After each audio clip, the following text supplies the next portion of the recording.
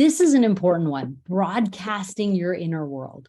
So sometimes when you question kids, you're like, what happened at school and how did you feel? And they're like, okay, easy. That's, but a great way is to broadcast your own inner world.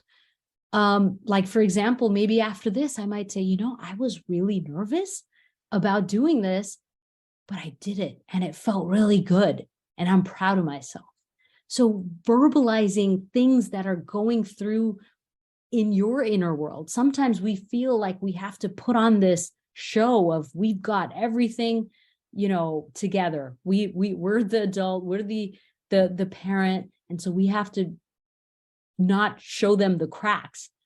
I think it's good to show them some of the cracks as appropriate, right? And just have them hear the things that you are going through.